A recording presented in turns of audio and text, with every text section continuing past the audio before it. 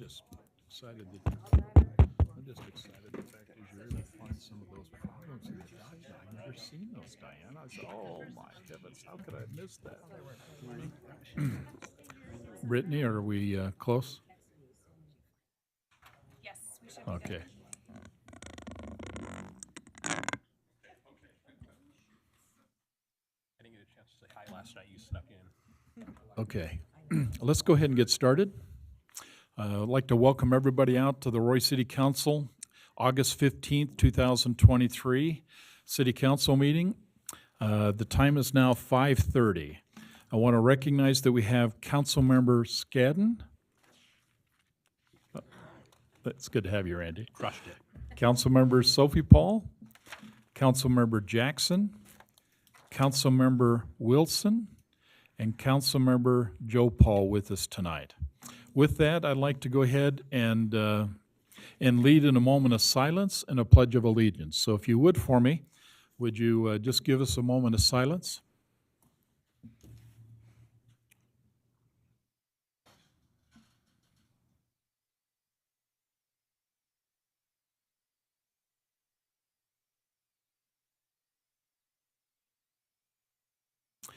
Thank you.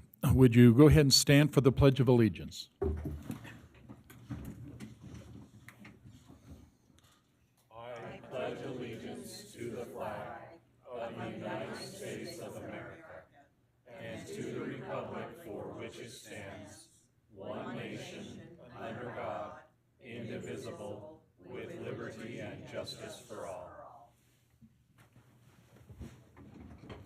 Thank you.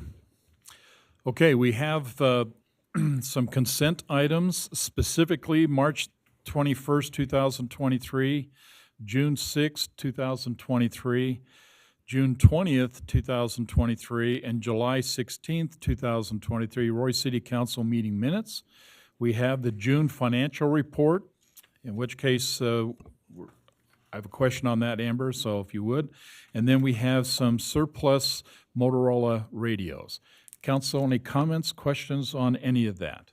I have a question, Brittany, on the June 6th meeting minutes.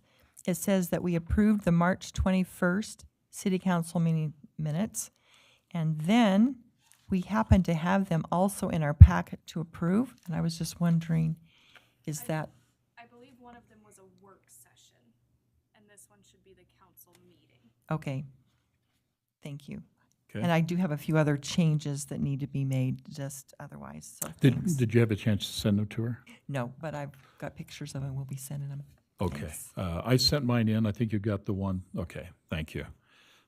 Any other questions? Okay, Amber, real quick, just help me on this one. Now the June, this is the 30th of June, okay, financial report. So it takes and looks at everything up to June 30th, which is the end of the fiscal year.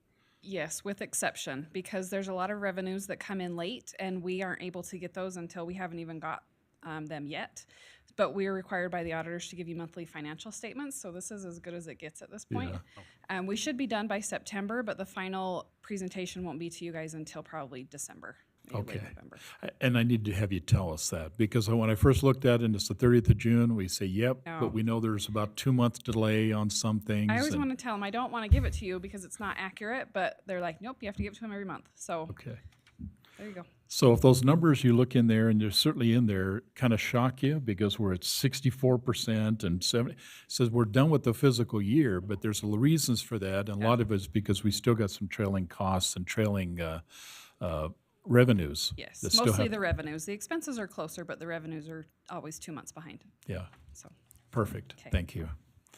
And then, any other questions? I just have one. Chief, maybe you can help me on the radios.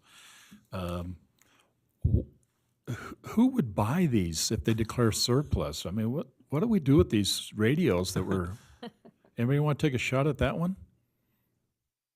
So the cost of purchasing new radios, hopefully for those who want them, some of these have fairly decent service life in them, and so they're hoping they can pick up the radios at a lesser per unit cost and then just pay to have them flashed. as opposed to buying the new radios. So smaller agencies that have older equipment that need to upgrade for the new state system, those would be the types of agencies. I can't speak to who's wanting to purchase these particular radios. And from what I understand, I just want to confirm, these are the fire radios. We haven't surplused any of the police radios yet. So, but that's what we're looking at doing to some of the agencies that can't afford the newer radios. Okay, so you believe there could very well be a buyer out there somewhere that might have an interest in these? Correct. Okay, thank you, Chief. Okay, any other comments, questions, council? Okay, do I have a motion then to approve the consent items? So moved with the minor changes as noted. Thank you. I was going to ask you about that. Do I have a second? I'll second it. Thank you, Sophie. Okay. Okay. All in favor? Aye. Aye. Any opposed? Okay, the consent items are approved. Thank you. This is the public comment period. If you have anything you'd like to share on any topic, please step up to the mic, give us your name and address. Don't be shy. Thank you. Hi, my name is Michelle Johnson. I live at 4163 South, 2175 West, across from George Wallen Park. Oh, thank you, Michelle. So I wanted to talk today about the pickleball courts. I've emailed each of you, but I only got a response from one telling me that the pickleball courts would not be at North Park, and then I heard later that they are at North Park. I just want to make sure that they're done correctly. Pickleball can reach up to 70 decibels, where tennis courts, if you're playing tennis, it's 40 decibels. It's quite an annoying noise. It's an unusually loud sport. It's very popular, so people are playing it from early in the morning when it's cooler out until late at night when it's cooler out at night. Things can be done to protect that sound. You can cushion the court surfaces to absorb more of the sound. You can limit the play hours so that they're not playing real early in the morning or late at night. And you can put up soundproofing materials or sound barriers to help. I'm hoping that you're looking at some of that, maybe looking at some kind of a sound barrier to help the residents that live there. The courts should be at least 500 feet away from residences according to the internet. I don't know if anybody's researched that, or they're just looking at where they think it would look nice, or if they're looking into where the right place to put them is. You can't take pop, pop, pop, pop for 12 hours a day and remain sane. It's a very annoying noise. An interesting thing that I learned is that garbage truck beepers are right in that same pitch of the sound. And there's a reason that they have that sound. It's made to be annoying so that people will hear it and that they won't get hurt by the garbage truck when they're out collecting garbage. And that is the same kind of sound we're talking about on the pickleball courts. They said that they should be built far enough away from people so they don't have to have it. The emails I sent you all had a video on it, or people have to sell their homes because it's so annoying they can't stand the noise. I've lived in my house since 1989.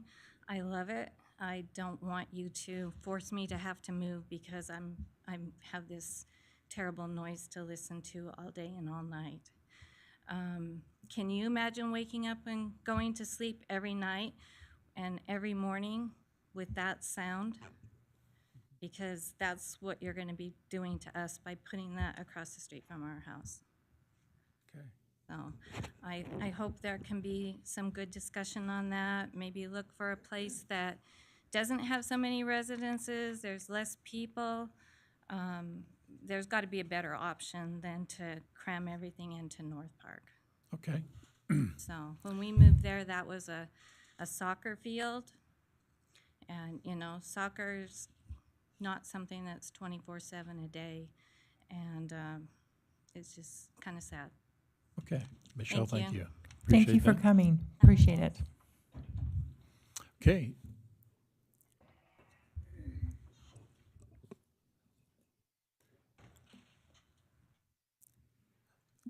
Name and address. Thank you. Yep. I'm Carrie McElrath. This is my husband, Dave. We live at 1765 West, 5000 South. And we're here to propose a initiative to possibly have a four-way stop. Is it upside down? Yeah, turn it this way. And the reason being is, my husband's gonna talk about that. Our family's been exposed to a couple of serious accidents at that intersection. One was back in probably 2017 or 2018, when a young man by the name of Nadas Farkas was riding his bicycle home from school and came down 5175. This is a steep hill that comes down to 2500 West. Came down and ran the stop sign on his bicycle and was hit by a school bus thrown about 30 feet. You probably remember it, Mayor. I do. Yeah, my wife was a Relief Society president at the time. They lived in our area. They're not members of the church that we attend, but we spent time helping the family. Our members of our church helped spend time with the family to help take care of the younger kids and brought in meals and whatnot while Nadas was in the hospital. I don't know if he's quadriplegic, but it was a serious accident and exposed the bus driver to some really bad trauma, and then all the children that were on the school bus as well. About 3 or 4 weeks ago, our son-in-law, daughter, and 3 of our grandchildren were in a Ford Explorer headed southbound on 2500 West, and a guy was on a skateboard carrying a pizza, came down the street, ran through the stop sign, and my son-in-law hit him. Didn't even see him. He was thrown through the air, landed on his head in the gutter, and ripped his skin. He landed on their hood. of Well, the no, truck. he hit the truck, Oh, the hood of okay. the truck, and was thrown. Anyway, when he landed, it could have killed him, but he ended up with 7 staples in his head, whatnot. The police were summoned, and our son was not found negligent at all. But the problem that we're seeing is that when you're headed southbound on 2500 West, you have this steep hill comes down here, flattens out for 2500, and then drops back down towards the railroad tracks. And as you're coming southbound on 2500, there are trees right in here that kind of block the view. When people don't blow through the stop sign, there's not any time for a driver to really stop. And so what we're asking the council to consider would be the addition of, a stop sign for northbound traffic and for southbound traffic. It would give the drivers time enough to see if something's coming, instead of as you're driving through and you're kind of, your view's blocked by the home that's here and the trees. So just having to almost kill a couple of people within the last several years, we just wanted to make a recommendation if that could be taken into consideration. We have the 3 grandchildren that were in this car. They were, one was 15, 13, and then 8. And they were absolutely scared out of their minds. My son-in-law got out of the car, and so did our daughter. And he walked up to the guy. My daughter went back to their car, there was a sock back there. She took that and put that on his head. But the 3 grandkids are now in therapy because of this.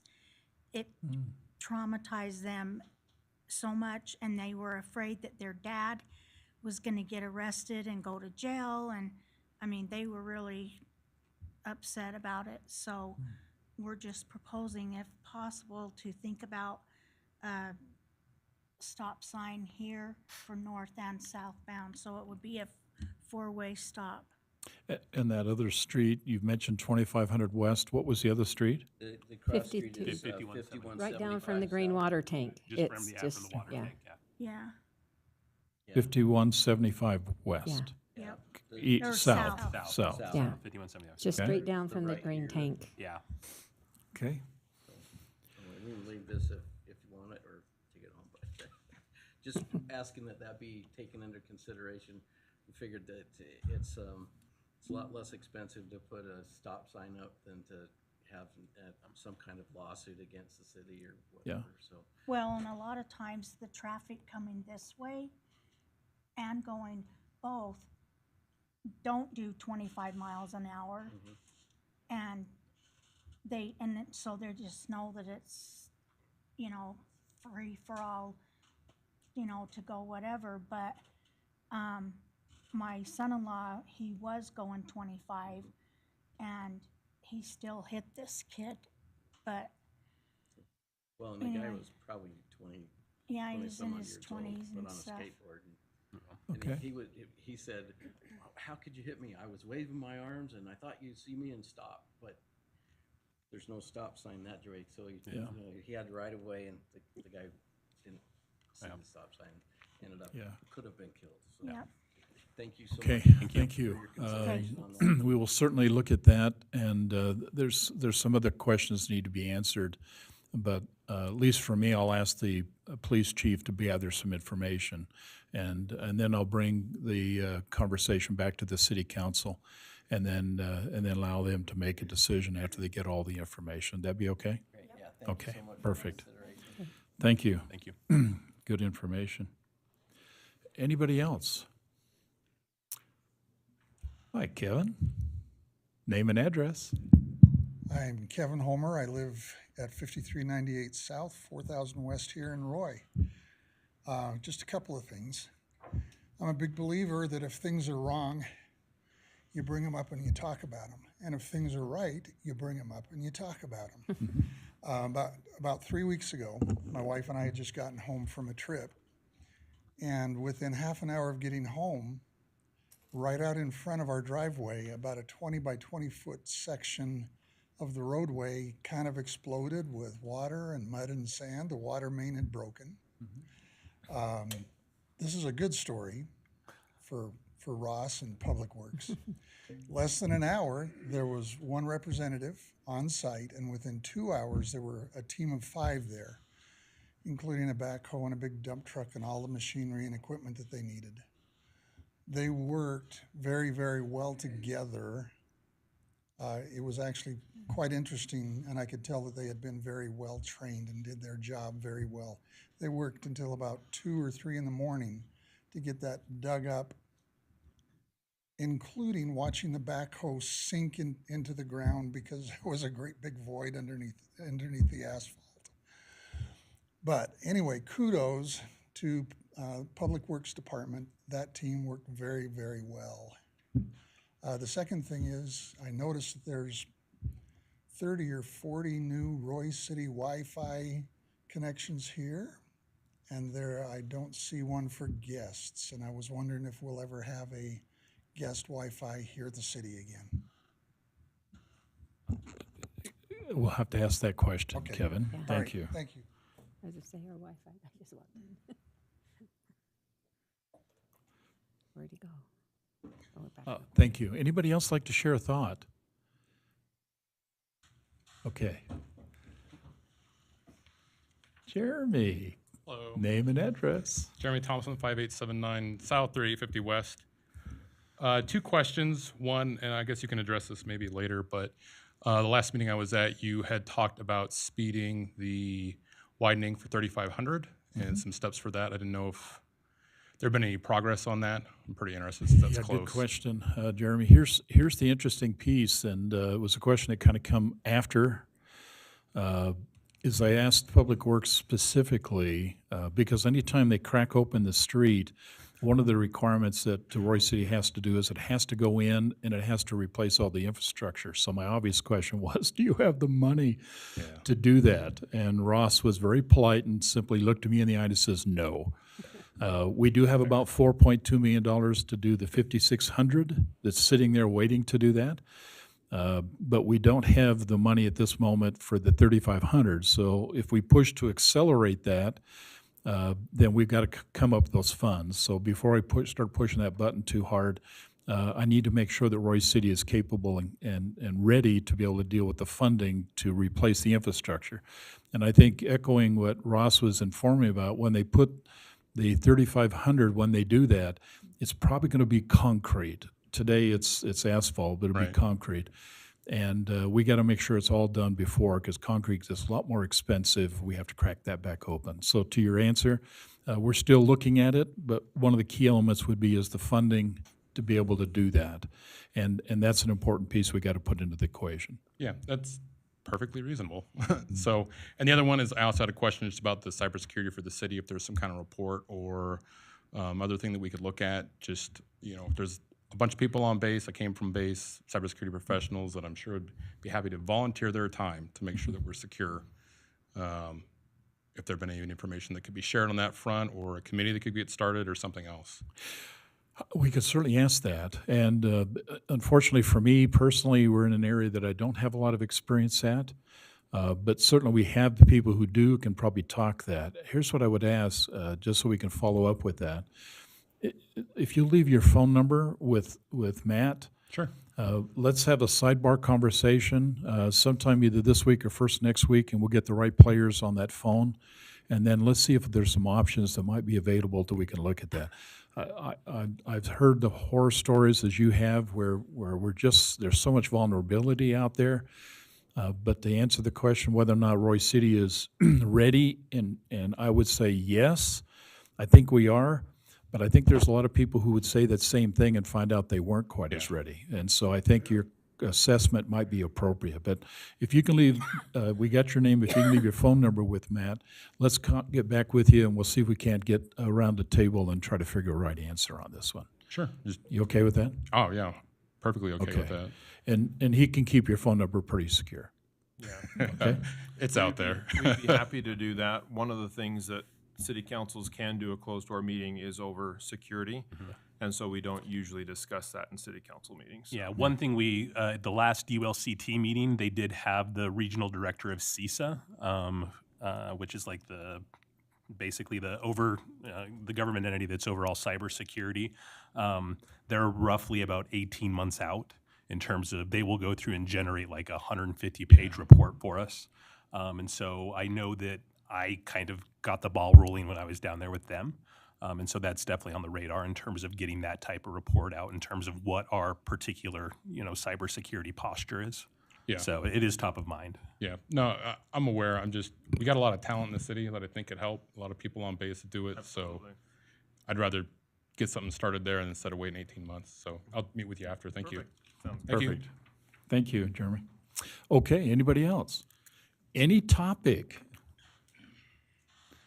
Anything you have a concern or something you'd like to share? I see somebody standing up. Perfect. All we need is your name and address.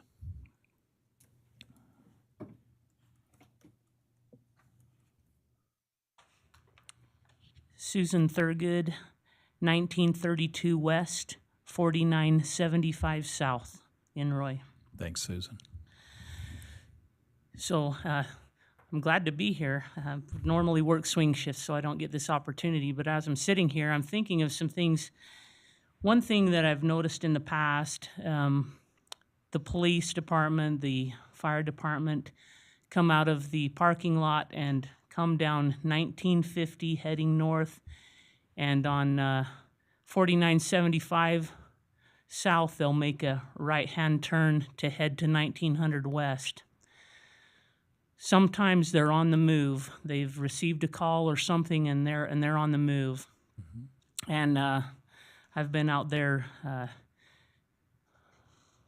sweeping my gutter and whatever, and at some point I was kind of scared because I hear this big vroom coming up behind me, and it made me quite upset. This has been several years ago, but I've thought about it since then, and we've got a lot of school kids that come across 1900 there at that crosswalk, and they're generally on the south side of the road. They generally walk straight up that south side of the road right to Lakeview Elementary.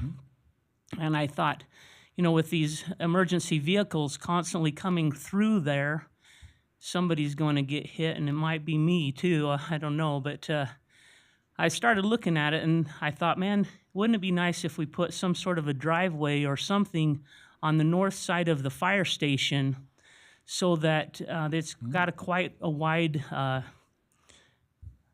yard space right there. And I thought it might be nice to actually have the police be able to access 1900 going up the north side of the fire station. And that way they can kind of avoid residential areas right there.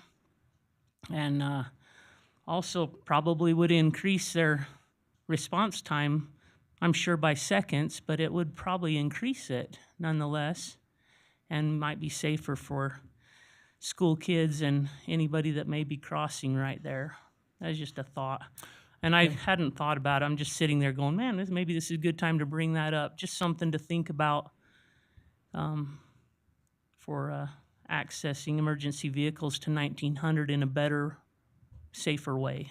Okay, Susan, thank you for that recommendation. you. Honestly, I never thought about that myself, so we'll certainly take a look at it. Thank you.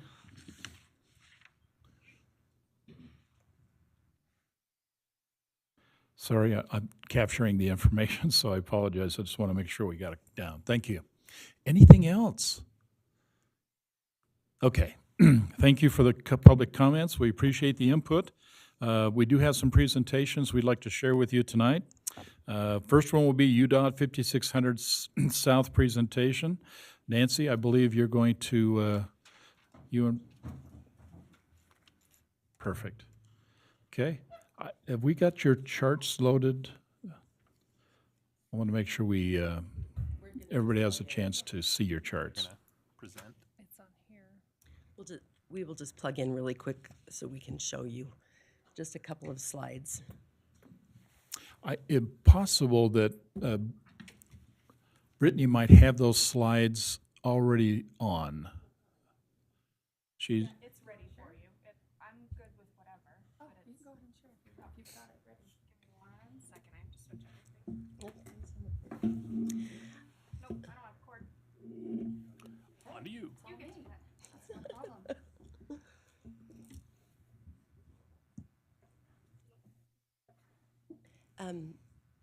While Brandy gets this loaded, thank you for the opportunity to speak with you tonight. My name is Nancy Cousins. This is Brandy McDonald, and we are part of the 5600 South project team. Brandy and I, our responsibility is communications. So communications with the cities, with the stakeholders, and with the public. So our purpose of coming here tonight is to give you a brief overview of the project, the purpose of the project, a schedule overview, and ways that the community can contact the project in order to stay informed. So very quickly, this has been on the radar for some time that improvements needed to happen at the interchange at 5600 South. On the radio every morning as I'm driving to work, when they talk about delays, 5600 is always on the news, pretty much every morning. So this has been something that has needed to be addressed for quite some time. But in addition to what will take place at the interchange, UDOT will also be widening 5600 South all the way to 3500 West. So if you've been out and about, you have seen some of the progress that the project team has been making, acquiring properties. Most of the widening for this section of 5600 will happen on the south side of the road. We wanted to give you, go ahead to the next one. This outlines a few of the benefits that will happen in conjunction with the project. And I know this is a little hard to see, but it is also on our website. And so the public, everything that we produce will be available on the project website. We did put some business cards out on the table so that you have our hotline, our email, and the website, so you can get all of this information anytime you want. But we are adding an additional signal at 3100 South. We are putting in a pedestrian bridge. There will be some improvements at many of the intersections, and there will also be a shared use path or a bike path on the south side of the roadway. So ways to make traffic and people move better throughout the corridor. Wanted to give you a little overview of where we're at. We have broken ground. Most of the work is taking place on the east side of the interchange as they are preparing some areas for what will be a new collector ramp. And there will be a lot more detail to come about what that is and how it will operate. Essentially, the exit for Riverdale Road will shift and there will be a collector road. And so exit to 5600 South and Riverdale Road will occur towards the south of the freeway. They'll get off together and then there will be options. The end result at Riverdale Road will be the same, but where you access that exit will be farther down the road. This will make it a lot safer for drivers entering and exiting the freeway. Excuse me, I'm getting over a cold, so I've got a little cough drop. Right now, there is not a lot that you are going to see other than those things.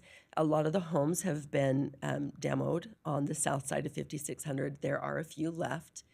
One of the things that you're going to see right away, in addition to what's happening on the east side of the freeway, is more demolition on the south side. And part of the reason for this is to be in conjunction with start of school. We wanted a lot of the sidewalk, curb, and gutter to be removed now, even though a lot of the work that will be taking place will be underground infrastructure work. But in order to have the kids adopt a safe walking route that will be in place for more than a year, we needed to get a lot of the demolition done early. So you'll see a lot more equipment, a lot more activity on the south side of the road. And then Brandy and I will be at back to school nights for the elementary and the junior high school. We do have a safe walking route prepared, but it needs to go through a final deliberation with the school district, and that's not quite ready for us to make it public facing yet. Once it is, we will be canvassing. That will be on our website, and that will also be shared with the school district and the two schools. And then we will be on site to help kids navigate the new safe walking routes. And we've designated 4 spots. We think it will be 4 spots that will be the designated places to cross 5600 South. Understanding that kids are going to do what kids do, but we want to create a message, here's the safe plan, and encourage all of the community and parents, the district, community at large, to encourage children to use these routes to be safe during construction. I will say there will be more changes coming towards September, and as those changes come with the impacts, we will be in front of that.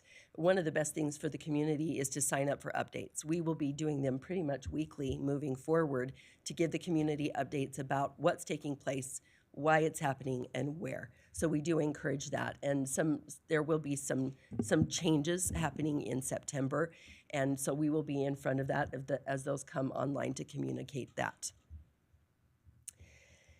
This is kind of where we're at right now. The orange on this diagram are the areas that work is taking place. This is a lot of earthwork and prep work, so there's not a lot of activity on the roadway itself. It is all prep work for what's to come in the future. So you will continue to see that. And then the last thing for us before we filter questions are the multiple ways that you can contact the project team. So it's up here, and like I said, we have business cards out front too. So we just encourage you to share that as much as possible. We want to be a good resource for the community to get accurate information. Okay, thank you, Nancy.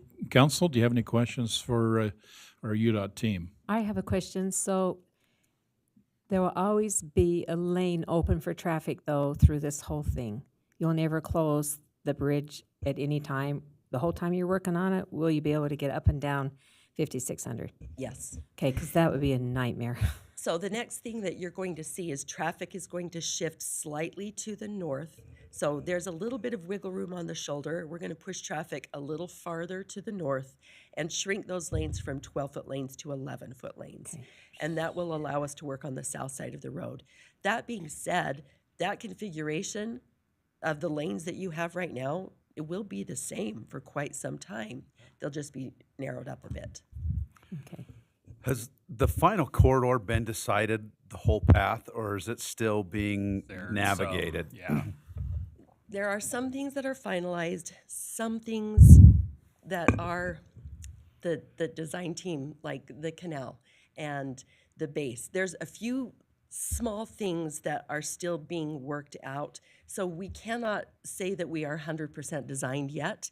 We're between 60 and 90-ish. Some places I would say we're 90% done with design. Some places we're still at 60. But it's those infrastructure pieces that we still have some deliberation on. I guess the question is from 3100 down to the mortuary. There's houses that are fairly close that back up to that. Has decisions been made on them? Are you talking north side of the road or south side? South side of the road. The ones that are between the power line and 3100. Or with You Spring took Pines? you took the model home out, but there's others that are backed up to. So all of those houses have been acquired by UDOT. Oh. Yeah. All of those residents had the option to stay in those homes if they wanted. Each one of them chose to be purchased and relocated. UDOT has since rented all of those houses out, so they become UDOT surplus property. What will happen, it's better for the community to have somebody in homes, we have found. So right now, there's renters in those homes, and as the project reaches conclusion, there will be options for people to purchase those properties. Just pretty much without a backyard. Yes, and surprisingly, people come in and they know that there's no backyard. People want to purchase properties like Will there that. be a barrier wall there? There will be a precast fence. So there will be a precast fence and then the trail, Okay. the multi-use path.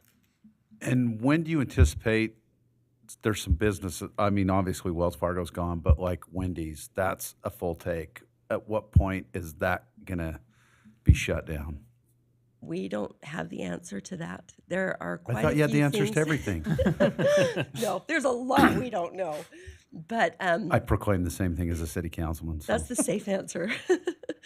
The right-of-way team is still working through some of that, so we don't have the exact details for when the vacancy will happen with We each just get of a lot of those. residents asking, when's my Wendy's going away? Yeah. I think people are really upset about the Wendy's. Does Wendy's own that property that they're on? I think Woodbury No, owns so it. they're, Yeah. oh, Woodbury okay. owns it on a lease for. So if they move somewhere else in Roy, then they'll just have to lease something else then. So what is that new Hawk signal on 2100 West? What does that mean? That's the junior high. I mean, and so that, what is a Hawk signal though? That's what I'm asking. It's what's right there at the here. elementary school. Yeah. Oh, when the Um, flashing yeah, light Royal signals, Elementary, okay. Yeah. So that one will go away, but now there'll be one where the junior high's at. So you'll still have the rail trail signal and then an additional Hawk signal. Right. Yeah, because on That- yeah. 2100, it says the cemetery road, 2100, a new Hawk signal, so that's, I was curious. So there'll be a signal at the rail trail? Because I thought it was going, there's a bridge over. There will be. There will be, but there not will for a be. while. Yes. Yeah. And so, and kind of going back to, you're saying that the intent also is to take and tear out the south sidewalk and then make the safe path the north side, which would basically be where the junior high would take and walk down? Yes. Okay. We want to divert all pedestrian traffic to the north side of the road. Right. And then, understandably, you probably don't have the answer to this, but when you go up and over the overpass, because you're going to acquire property into the our park, is that going to change that safe walking path when they're in For right doing now, that? no. Okay, It will yeah. stay on the north side. But you are correct. At some point, when we reconstruct the bridge, that happens more on the north side. Right. So we'll stay in this configuration for pedestrians on the north side of the road for approximately a year. Okay. And Probably then the school as- year, Yes. and Yes. then next summer Yep, it'll. and then Yes, okay. and then we'll That'd make be some best. shifts, and we will have to make some shifts Right, moving forward period. of where we're Yeah. going to direct traffic. This is the configuration it will be in for about a year. Okay. The other question I've had from residents that back up to that and people that live in the community is there's a lot of trees along that corridor that obviously are going to go away. Is there any thought of reforesting that as their final stage of completion, putting trees back in there? Or We don't know that that has been part of the conversation. any kind of betterments with the city. I don't know that any of those kinds of conversations have taken place. And I think to that point, there's still a debate taking place on whether or not UDOT may choose to want to sell the excess land to the nearest property owner and allow them to extend their backyards, which a lot of property owners there have indicated a real desire to do that. And so I think as soon as UDOT makes that determination, and that'll be kind of the tail end of this development, then I think we're probably in a good time to decide what we really think is probably appropriate there. And really, if the property owner that butts up against it is really excited about buying that property, if they want to put some trees in there or something else, perfect. But it certainly will give them a gap between the remaining house and that of the road itself. And that would be, in my opinion, a very favorable position to be in. Is the precast fence going to go the whole corridor or just that area? What's the Just that fencing for the area. rest of the corridor going to be? There really won't be, because all of that property will be surplus property. And then whoever purchases that property will have the final determination of what the look of that property But is. is it fairly safe to say that the property owners that touch it will have first right of acquisition? Typically, that's the way it works, and we put on our website links to UDOT surplus property. There's a whole process of how to say, I'm interested in this property at this address, and get all of that registered. And I believe they offer the first right of refusal, and then the process after that for purchase. Right, I've just had some residents that butt up right to that have said that they would like to start the process, so I'll direct them to Yeah. your website. Yes. Yeah. And I have a comment more than a question. The Roy Days, the gentleman at the Roy Days had a booth, and I appreciated him being there and answering questions, and there was always somebody there asking questions, and he was very patient, and he was I'm sure he had to say the same thing 30,000 times, and you couldn't tell. Like, it was very nice to have him there, and he was very patient. Oh, that's So, good. yes. That's good. We want to be in the community wherever we can and be visible and also approachable for people to ask Very questions. approachable. So you guys are in charge of putting all that new sidewalk down. That's part of the project. Yes. And then the trail. Yes. And then we're just in charge of putting down trees if we want them down that It trail. will depend on who owns the property. Okay. When it's all finalized. Right now, that is listed as UDOT surplus property, but Okay. all of that will eventually be sold. So when you say the trail, how will that be? Cement or pavement or? Yes, it will be concrete. Okay. Will the bike path be part of the sidewalk? So how far is the trail? Like 10 feet, I think? I think the trail is 10 feet, and then you've got park strip and curb and gutter in addition to that. But there's nothing that delineates the roadway from the trail other than striping?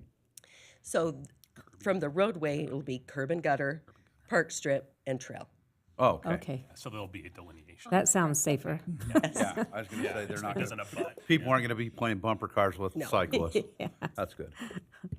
Do you mind Safety. just kind of, it looks like, phase 2 might be coming a little sooner than we think. Could we put that slide back up maybe and just kind of review what phase 2 will be doing? It sounds like, we're kind of going to be into that sooner than we realize. Maybe just kind of re-explain that and how that shift is going to be when the ramps and So the some of this- collector. Yes, 100%. Some of this you are not really going to notice because the lanes will shift. So drivers really may not even notice, but like on 56, where we are going from 12 foot to 11 foot. So overnight, they will change the striping and just move everything a little bit. So making sure people are aware that that is happening. Same thing will happen on I-15. The same kinds of things. A little bit of a shift, nothing drastic. We had to restripe some areas going into the base, kind of the same thing. We're just shifting traffic a little bit so that we can get the work done. One of the big things that is coming, And we have a graphic just about through the approval process that we'll be able to share with the public. There will be left turn closures. There will be no left turn from Freeway Park Drive onto the base, and there will be no left turns from 5600 South to Freeway Park Drive. Those left turn closures will be in place for about a year. So it is a significant impact, and we've been talking to the base about this for quite some time and the businesses on Freeway Park Drive. And I know it's really hard to imagine this, so when we have the graphic for you, this will make a lot more sense. But we are building the Collector Road, and people can turn left onto the Collector Road and go to Riverdale Road and Freeway Park Drive and back in. So there will still be access to Freeway Park Drive. Everything northbound will stay exactly as it is. If you are 56 onto the base, that will stay the way it is. The best access to Freeway Park Drive is going to be Riverdale Road. Riverdale Road and back Yep. around. Yes, the best access, the only access really is from Riverdale Road to Freeway Park Drive, except for if you're northbound. If you're northbound, you can get off the exit and continue onto Freeway Park Drive. So is the bridge that's currently in place, the overpass over 5600, is that being replaced or is it staying and you're working around it? There will be a new bridge, part of that. Completely?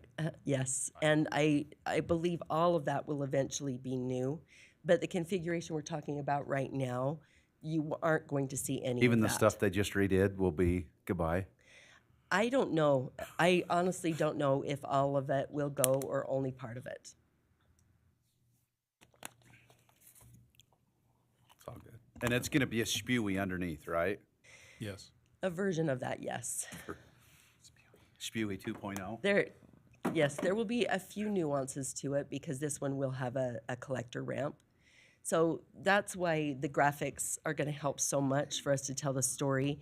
But because it's a little bit more complicated, we're doing graphics a section at a time. And we are working on some designs that will show final configuration too, but those won't be ready for probably 6 months. And so these initial graphics are the ones that are going to just show that stage, what the 1 year Yes. is going to look like. That's and the that. next graphic that you will see is these left turn closures. And that's if they go on that information you had at the 5600 South, that's where they can find those Yep. then? It's not there today. They're still in the final approval process, but as soon as they are approved, we will have that out and on the website and in the community. And to all the businesses and the apartments and all of the people that are affected, and especially the base. Thank you very much. Yeah. a lot of Council, any other detail. questions for Nancy and team? So how often will you be coming to kind of update us and for the However citizens? often you would like us to. Okay. We are happy to come and check in anytime you want. Yeah. I think it is nice to be able to have this forum and allows people to be able to see where it goes. Okay. Thank Can I you. get a doctor's note from you so I can work from home for the next 2 years? Yes, if you can, I can scribble. You can just make it be whatever Thank you you. want. What you want. Okay. I appreciate Yeah. your work. Thanks You'll for probably being need a complaint open and line, too. transparent. Thank you very much. Thank you. Okay. Thank you, Nancy. Appreciate that. If there's any other questions that do come up, Matt and I and Brody do have a meeting with that team every month. And you certainly can ask us. We'll try to keep you updated on everything if there's something specific you need. But we'll certainly invite Nancy and her team to come share at least maybe once a quarter or as there's major changes taking place. I think that's very informative. Thank you. Okay, we're going to talk about Elections Roadshow. It's good seeing you. We didn't know who was going to be the main speaker, so maybe we need to introduce ourselves again. We will do that. We weren't sure exactly either. Greetings from a proud Roy resident, John Bond. On the way out, he said, make sure you keep your remarks to under 2 hours. So we'll try really hard. I'll get even with him, but that's okay. That's right. Yeah, please do. I want to introduce our new elections director, Lauren Schaefer. She will be giving the bulk of the presentation because it requires a strong mind, and so that's why she's doing it and not me. I'm Ricky Hatch. I'm the county clerk auditor, and Lauren comes to us. She's been with the elections office for over a year now, almost a year and a half. replacing our prior elections director, whose name you may recognize as Ryan Cowley, another Roy resident, and involved here as well. He has gone to the state elections office and is doing a great job there. Lauren brings a great experience. She got her master's degree at Northeastern in cybersecurity. Could you get it a little closer to the microphone, you please? bet. Can you hear better? It's Thank you. pretty rare that I've been asked to speak louder. So from Northeastern at in Homeland Security, and she got her bachelor's degree at Southern Utah University. She's also worked in the state elections office prior, several years back, and then she worked for Salt Lake City and helped with their 2019 elections, or 2021 elections. So she came into this position really hitting the ground running with a lot of good background. We really liked the cyber background because that's becoming more and more crucial and important. So what we're going to do tonight, I know it says Elections Roadshow. We're not going to sing and dance, maybe figuratively, but not literally. We have a presentation that we're going to talk about some of the processes and safeguards that we have to help make sure that your elections are accurate and they're secure. And we realize as a city, you have the choice of who runs your elections. And you could contract that out to another entity. And we appreciate the fact that Roy City and all the cities in Weber County have decided to use Weber County as their elections provider. We're here to talk with you and to listen to your questions. And if you have any concerns or questions, you hear something that makes your blood curdle or makes you raise an eyebrow, please email us, text us, call us, come in. We love to give tours. We'd love to give a tour to your whole city council. We'll show you where all the magic happens. And whenever people come in, we say, think like a crook, look for holes, try to find problems, because if you can find them, then we want to plug them. And so we're just grateful. We're grateful for Brittany and all the good work that she's done with us, and feel like we have a good partnership. And now I'll let the brains take over. Thank you, Ricky. So I'm actually going to put this up here because I did not bring my glasses. So we have 4 pillars with regards to election integrity. The first is voter registration, and then ballot verification and chain of custody, scanning, tabulation, and equipment security, and finally, voter responsibility. And all of these we audit. The first section is voter records. So this is our voter database and our separation of duties, essentially voter registration. So basically, when voters register to vote, the clerk's office, our office, will enter and manage the data. We put it into a statewide database that then the lieutenant governor's office at a state level will audit and oversee. For voter registration, we verify registration documents as they come in with their driver's license and state ID or their social security number. All of it's verified with the DLD or Social Security Administration. Any unverifiable registrations are automatically rejected. And we will reach out to those voters if there's stuff that we need them to fix. And then we have up to 5 signatures per voter on file. These come from, like we said, registration forms. They can also come from prior letters we've sent out, affidavits, ballots, things like that. So does that mean every time there's a problem, you reach out to the voter and say, this doesn't match up, whether it's a ballot that they cast that doesn't work out or anything? So if they will know every time. Yep. And with ballots specifically, if we reject it for whatever reason, we'll send a letter automatically, and we'll also try to call, email, and text the voter so that they have time to get that back in before we're done. And so if they do the last day voting, then you'll still let them know. They just won't be able to place their vote. They can cure their ballot signature up to 2 weeks after the election. They have, so like for this upcoming election, they have until the September 18th to get that into us. So election day may pass on the 5th, but they have that 2-week period to get that fixed signature into our office, and we'll count their ballot. I didn't know that. Okay, thank you. Thank you. do a lot of records maintenance. We will check for duplicate registrations.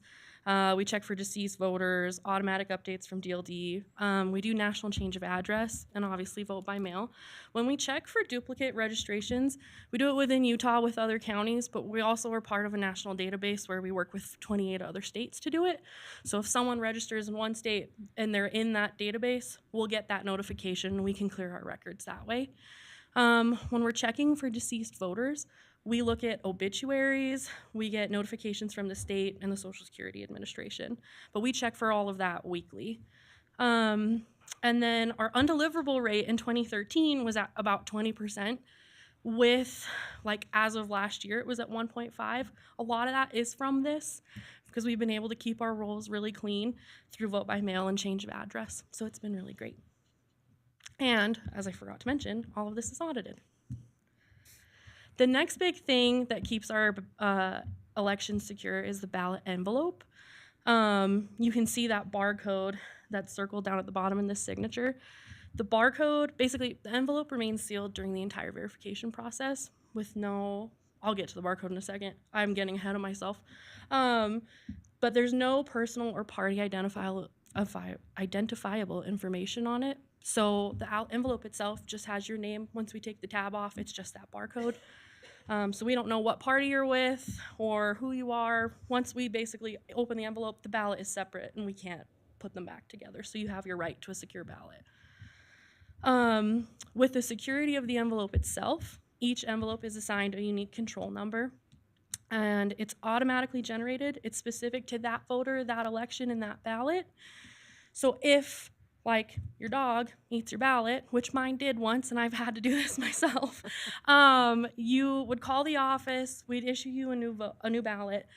When we deactivate the ballot that you have, we can't, basically, it'll take that number off that was on that control number, and it'll regenerate a new one.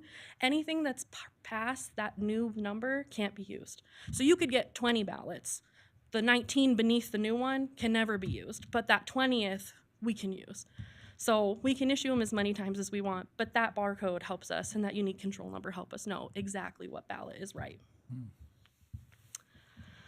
And I got ahead of myself. Now we'll go to our envelope sorter. This machine, which if anyone came to visit, we would love to have you, it's really fun. This machine specifically scans that barcode and signature. It checks that there's a valid control number and it takes a picture of the voter's signature as it goes. And then later on, as I get to in the next slide, we'll compare those signatures. So we compare those signatures up to the 5 that we have on file. If it's a good signature, the machine will automatically say good. We're auditing that as we go. If it's a challenge signature, meaning the machine can't verify that there is an exact match, it'll kick it out. We do 2 levels of verification after that. We'll have one staff member immediately go through and say yes or no. If they can't make a decision in 5 seconds, they just are told to say no. And then that 3rd level is our staff going in and comparing it to the 5 on file and making that final determination.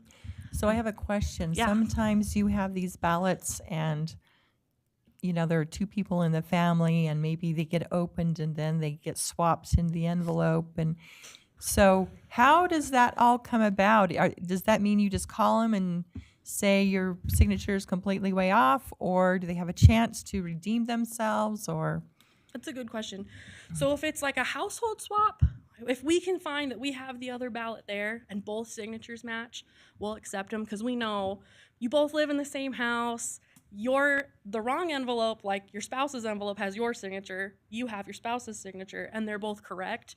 We will go in and proof that and accept it. But if it were anyone else outside of your residence, or if it was someone that we could not verify, we'd automatically reject it and send you a letter. Are you referencing anything in particular, Diane? My daughter does this every year. She takes whatever ballot's on the counter, fills it out, and I'm like, how do I have yours? All 3 of our ballots got messed up last election. So it happens. It's good to know that you'll reproduce a ballot. Because we destroyed the ballots and went to the polls and voted. Yeah, if you, for this election in particular, the primary, as long as it happens before August 25th, we'll just mail you a new one to your house. If it's after the Won't happen 25th, you'll have to She come in. moved out. It So, happens. Is there ever a time when you have somebody so ill they can't sign their signature? Yeah. Then their family member is not allowed to do that then. So, But if they could make a clear mark, we ask that people will let our office know if they have like an ADA qualifying disability or if they're ill. We had someone who like got his arm stuck in a chainsaw somehow. He let our office know. As long as we have documentation that your signature is not going to match, we can accept it. But it's like a further conversation with that voter. Yeah, the signature part is always the one that freaks me out because the signature you guys have on file was when I could write in cursive 30 years ago versus I don't sign anything anymore. Yeah. So We worked with the state legislature also in the past year to help get the law changed so that voters have the choice to mark on their envelope if they have a qualifying disability. And that we retain that in our notes so we can check in future years and be able to know that, yes, this signature is really bad, but we know that this voter has marked that box. Okay. And I'm just the opposite. I signed thousands of documents at work. And so my signature, I'm surprised you can validate my signature. We probably have one just like it in our 5 that we have on file. That's probably true. so is there ever a time when you can't validate the signature? And you can't get a hold of people? Do you just toss those aside and the person never knows their vote didn't count? We are required by law this year to let voters know that we've rejected their ballot and if they weren't counted. So, but you would get that letter regardless. We keep them for 22 months and retain them like we would any other like piece of election document or record. But yeah, essentially, if they don't get back to us within that 2-week period, we can't count their ballot. But we do go above and beyond to find any way we can get in touch with that voter. Every voter whose signature is challenged will be mailed a ballot and a letter because we know what address they're at. If we have the phone number and email, then we'll use that in addition to a text call. There's a place on there to put your phone number, isn't there, in case there's a question? Yeah. And so we'll check what we have in our database as well as what if the voter has put something on their envelope, what they've put on their envelope. And we're kind of going into this already, but challenge signatures. So we notify them via mail. We automatically notify all of our voters with a letter. We will also text and email. And this year we're going to try and call every single voter that we reject their ballot on. Wow. That's impressive. That is our goal, and I think we'll be able to do it. So hopefully everyone gets a call. But we have to provide them with their cure letter instructions on how to cure it. They basically sign the letter and provide their social security number or driver's license number on that notice. And they can do that via text or email. There's going to be an online form so you can cure your ballot online. It's basically like a drop form. You'll fill it out, sign it, and then we'll take it from there. So you don't have to fill out the physical piece of paper. You could do it on your phone as well. If the cure letter is returned and verified, we'll count it, and we have those 2 weeks to count it. Of the 1.2% of envelopes that are challenged, only 50% of them are cured. And so that's part of the reason why we're trying to text and email and now call more, because we want to make that number a lot better, that 80% of our ballots are cured.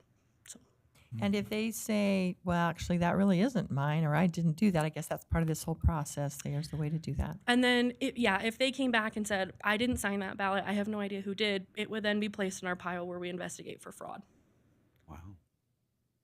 Which is a small pile. In 2020, that pile was about 16 ballots out of 80,000. Wow. So how many employees do you have that are doing this?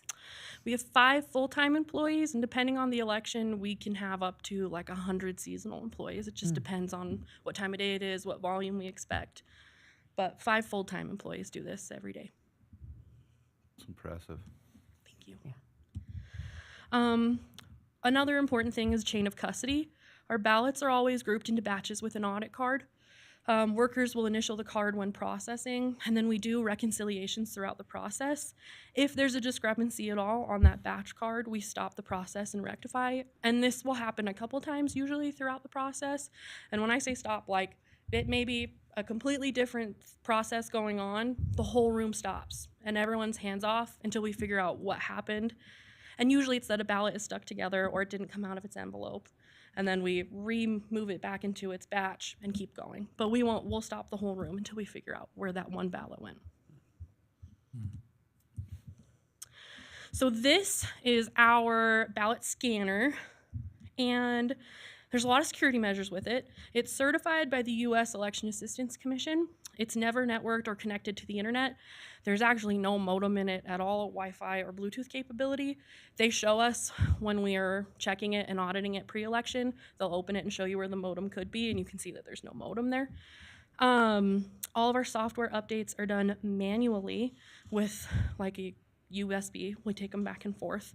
We have security seals that are logged. We hash audit before and after every use, which is basically checking, here's the code on the machine prior to use. We'll check it against the code that the Federal Election Assistance Commission approved. And if there's any discrepancy, again, we'll stop and investigate. But we do that before and after every election. And then any activity by the vendor has to be scheduled, supervised, and logged.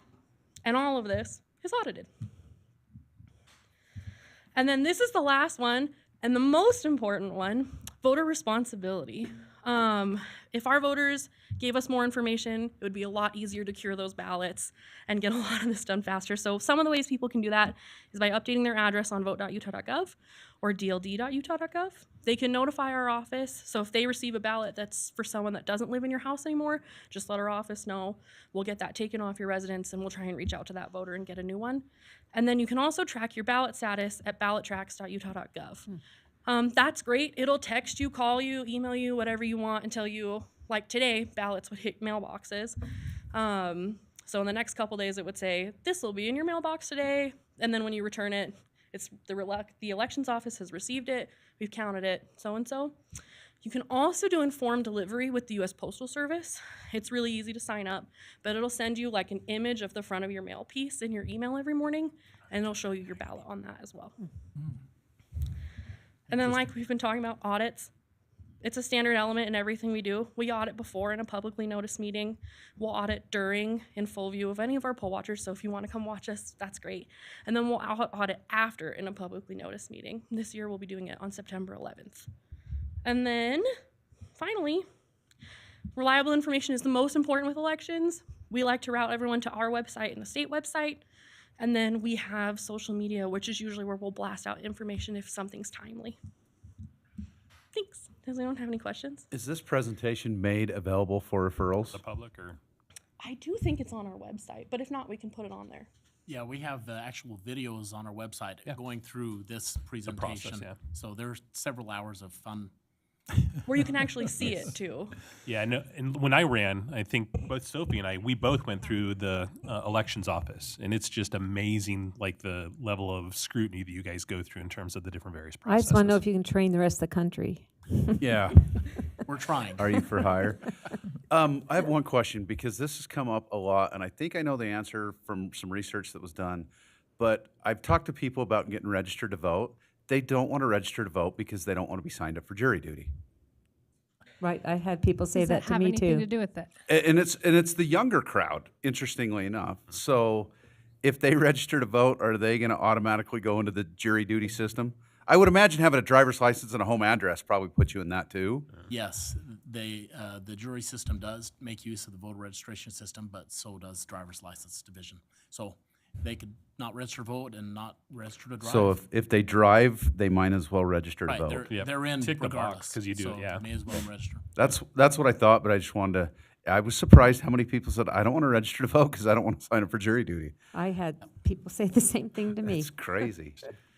So this is a very timely topic, and considering the news right now. So how can a system like this end up in what we're seeing in Georgia type of stuff? I mean, is there really a possible way, or what are they doing different than what this is that seems to be pretty, cut and dried?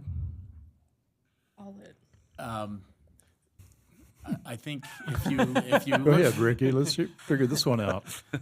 I hesitate because I'm kind of speaking on behalf of Georgia a little bit because I've spoken with election administrators from multiple, probably 30 of the 50 states. If they came and gave this same presentation, it would be very similar to what we do. Elections across the country, we share a lot of information, we share a lot of best practices. Certainly Georgia's not as sophisticated as Utah in a vote-by-mail environment, but Fulton County has a lot of vote-by-mail voters, and they have a strong process for processing that. A lot of counties in 2020 had to ramp up their vote-by-mail by 90, 100%. For us, it was easy because we've been doing it for a while. And whenever you have that kind of ramping up, you're going to have challenges, and some of that manifests itself. Well, I think we set the gold standard, from my understanding, in talking to some of our state legislature. And that's what I hear nationwide as well. When I go to conferences or present, people look to Utah as a standard for elections processing, but especially for election security surrounding voting by mail. So do you have security cameras in your facility also? Yeah. Yes, and now we've had them in there for years, and now we're required by state law to do those activities under security cameras. So nothing's changed for Weber County and most counties in Utah, frankly. We also have security cameras over every outdoor drop box that are motion activated. So that's So now like mandated right out by- here, Yep. there's security, motion activated We security just cameras? installed it, or reinstalled it just a couple days ago. So are they open now to drop ballots? Yep. Awesome. And actually, you guys aren't on motion detected. You're on continuous we're on recording continuous with your loop. Oh, that's with your right. county Yeah, we're security camera 24/7. or your city security camera. Well, Okay. we appreciate your efforts. That's awesome. You do a great Yeah. job. City Council, any other questions for Nope, our makes friends me- from the county? And we know all of our ballots are secure, so I think you guys did a great job. I was very impressed by your presentation. So as a council, if you ever get the opportunity to go and see this, that was amazing to watch how every ballot comes in, how it goes through the machines, how it gets taken apart, how it gets checked. And then there's desks everywhere with people checking and rechecking. I was mind blown because when you say we check that, they do. It was mind blowing to me, but it was very cool. It was good job.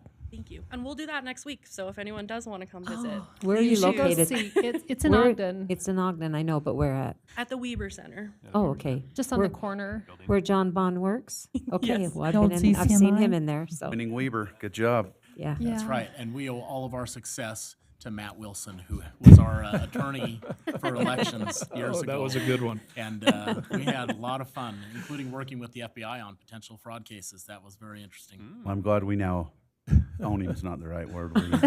We now have him. Lauren, He's a thank great you. asset.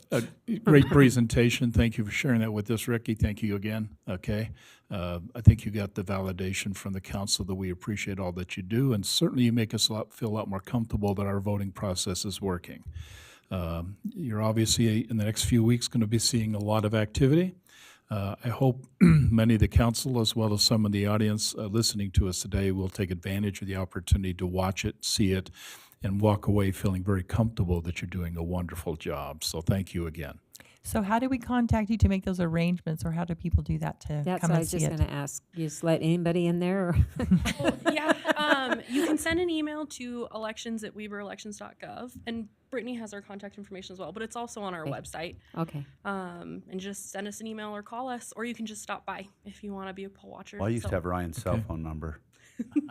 if you text his work phone, you'll be texting me. So That's duly noted. All right. You didn't mention that. You can always go downstairs when he's in planning commission meeting. Too. Yeah. Because he's sitting down there. For tours, we welcome anybody, scout groups, church groups, family groups. Yeah. That's awesome. After hours, we'll stay and show you the process. We love showing off what we have, and we love helping to build confidence. Perfect. So just out of curiosity, how old is that machine that does all that? the Sorting signature verification machine is only what, 2 years old? You guys bought it in 2020 or 2019? So just a couple, and the scanners are the same. They're all pretty.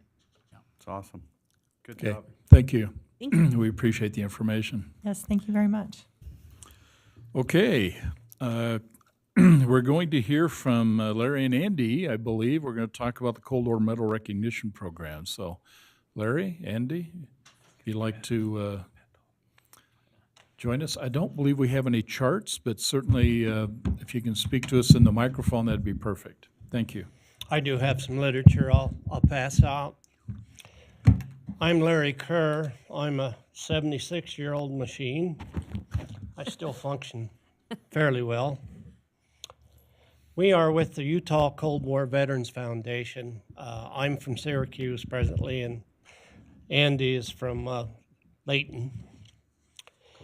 Clearfield. Sorry about that, Andy. I'm going to have Andy bring up the material. We have a petition, actually not a petition, but we are asking for some funding for the Cold War medals themselves. And yeah, take all this up there, Andy, this too, if you would. Andy? Take all this up. What I'm passing out to you is a copy of the letter requesting some funds. There's also a flyer there that's two-sided that explains the medal and how the medal came about through the Congress and legislation of Utah. And I wanted to ask, how many here in front of me are veterans themselves? Just the mayor. Just the mayor. How many in the audience are veterans? How many of you received the medal? So even though I'm not a veteran, I received one for my dad. Oh, okay. Cool. I know the mayor received the medal also, and I want to say that your mayor and the city council here in Roy is outstanding. When we approached over a year ago to have a venue to do these ceremonies, Mayor Dandoy and the city council here in front of me stepped up and volunteered what we call the Hope Center. And we've had over probably 12 ceremonies in that facility alone. And out of those 12, we do close to 50 veterans at a time or their families. So the families are eligible to receive this medal for a deceased veteran. And when you see that happen, a 14-year-old grandchild receive that medal and actually have that medal pinned on them, it will bring you the tears, the appreciation and the honor and the respect of doing that. This medal came out in 2017, and there was 100 of them presented at the Capitol building in Salt Lake. And after that was done, they dropped the funding and they dropped the publicity about this medal. The medal is still here. We brought it back to life in 2018 under the Utah Cold War Veterans Alliance. And since that time, we've reformed to become the Utah Cold War Veterans Foundation. We do have a constitution, bylaws, board of directors, everything's in place. We've had an EIN number. We have presently retained a lawyer, David Hardy. He's a corporate attorney to file all the necessary paperwork for the 501(c).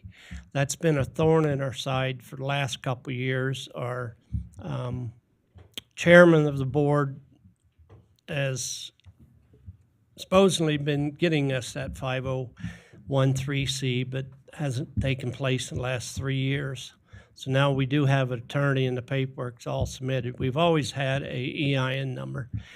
What we're simply asking is a donation of $1,800, which will buy 100 medals, and those 100 medals will stay right here in the Roy vicinity. Take that medal out and feel that medal. That is not a plastic ornament. That medal is well designed. That's a Cold War medal, and those items that's on that medal that are embossed or engraved on there represent the Cold War from 1945 to 1991. Those items on there are a triad of defense. The three countries on that medal are South Vietnam, Korea, and Germany. And now Germany's united, Vietnam's a different story, and Korea is still divided. But we still continue. They say the Cold War is over in 1991 after the Berlin Wall came down. It is not over. You see in the news every day about Korea, North Korea firing missiles. You see what's happening in Ukraine and other parts of the world. The Cold War is not over. Hill Air Force Base, which sits right here in our backyard, is a stark reminder of the Cold War by the ICBMs and the training and everything that's involved in the test range and things like that. In 1974, I worked at the Hill Air Force Base test range. We was developing new and better types of weapons. I went in 1965 and I retired in 1985. Andy is also a veteran. He was stationed in Korea. Everybody on our crew at Car Sales to Blue Shirts are veterans that do these ceremonies. We have approximately 18 staff members on our Blue Shirt committee. Now, this is separate from the board of directors because we do everything statewide, and we're trying to expand all through the state of Utah. We've done the ceremonies from Salina and Delta all the way up to Tremont and so far, even down to Ivins and St. George. But we're expanding our board of directors so we can get more and more of these committees out to doing these medals and ceremonies. I invite all of you to come to the ceremony. We are having one this Friday at the Syracuse City Hall, and we have 52 veterans and their families scheduled for that. There's no cost to the veteran ever or the family ever for this medal and certificate. The certificate of the Cold War is up there also. You can share those. We are such a grassroots organization. We do not have the financial backing yet of any of the larger institutions and stuff. So we struggle from year to year and ceremony to ceremony. We right now partner with the Daughters of the American Revolution, and they also present a Vietnam certificate and a Vietnam commemorative pin to all the Vietnam eligible veterans. And that goes from 1955 to 1975. So a lot of the veterans are surprised to also receive that recognition. And when you come to one of our ceremonies, it's done with honor and respect. We will post to callers. We will have opening prayer, closing prayer. We will have a guest speaker usually. We've already had a guest speaker that was a former astronaut. I'm working on a U-2 pilot right now, one that knew Francis Gary Powers, who was shot down during the Cuban Missile Crisis. So we have interesting people show up at these. And during our program, we teach two vital military traditions. One is the proper folding of the flag, which you see done by Boy Scouts and other organizations. However, do you know what each fold of the flag means? I would bet that most of you do not know what each fold of the flag means. We teach that. We teach about the fallen comrade and MIA POW table, what each item on that table means. The public's always invited to these ceremonies. We invite Boy Scouts, Girl Scouts. It's open to everybody. And we teach, and we're trying to keep this tradition going. We've been doing it now for close to 5 years. Andy's been with me probably 2, maybe a little more. And Andy has just been promoted or upgraded or whatever you call it. Andy will be the new vice chairman, board of directors. And like I say, we do have a board of directors, and we just recently had our meeting. Is there any questions from any of the board members or anybody in the audience about who is eligible for this medal and why? Any of you other veterans, have you received this medal or certificate yet? And if so, not, why not? I just haven't contacted them yet. Okay. But I will tonight. Gene will be glad to take your name, and if you're interested in receiving the medal and the certificate, please come. Bring your family. It's not only a teaching moment, but it's a moment of honor and respect for all the veterans that did not receive their recognition when they came back. A lot of the veterans that served in between the wars, and I'm talking about after World War II, after Korea, or after Vietnam, they actually tell me they don't feel like they're a veteran because they was not in Vietnam or in Korea or World War II or et cetera, et cetera. And I tell them, bullpucky, you are a veteran, period. When you raised your hand, took that pledge, you're a veteran. I don't care if you was a cook or if you was along the Berlin Wall, wherever you was, you're a veteran. And you need to acknowledge that you're a veteran. I see this on our 4th of July parades and other parades. When we're up there on the float, no matter if we're at the VFW or American Legion or whatever military organization on a float, there's so many veterans on the sidelines, and you see them with their hat and shirts, but they're not on the float with us because they say, I'm not a veteran, I don't feel like a veteran. Bullpucky. So I'm gonna let Andy bring these cards up to you also. This is a landline, this is my home phone.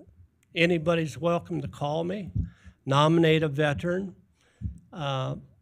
And again, if the veteran's deceased, a family member can receive that medal, and it's quite an honorable ceremony, and it will bring you to tears when you see a grandchild receive a medal for their father or grandfather that's never received one. So my father served in Burma for 2 years. Mm-hmm.